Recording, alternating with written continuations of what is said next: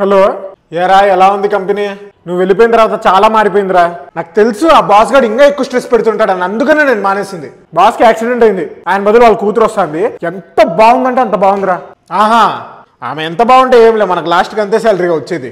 కాదు, వస్తానే అందరి శాలరీస్ 50% పెంచేసింది. అవునా?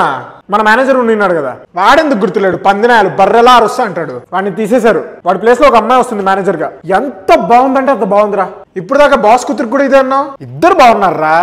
వాళ్ళు ఎంత బాగుంటే మనకేంలే గానీ, ఇప్పుడు మన ఆఫీస్ లో మొగోళ్ళందరూ 35+. మన ఏజ్ వాళ్ళు మనం ఇద్దరమే ఉన్నాం. నువ్వు వెళ్ళిపోయినావు, ఇంకా నేను ఒక్కడనే ఉన్నా. అయితే మొత్తం పని నీకే చెప్తూ నింటారే.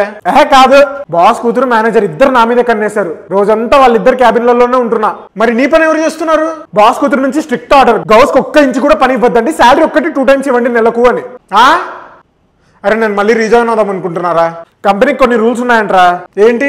ఒకసారి వెళ్ళిపోయిన స్టాఫ్ ని మళ్ళీ తీసుకోరంట్రా. సరే, మేము ముగ్గురం థాయిలాండ్ ట్రిప్ వెళ్తున్నాం, మాకు ఫ్లైట్ కి టైం అవుతుంది, నేను మళ్ళీ మాట్లాడతా. బాయ్.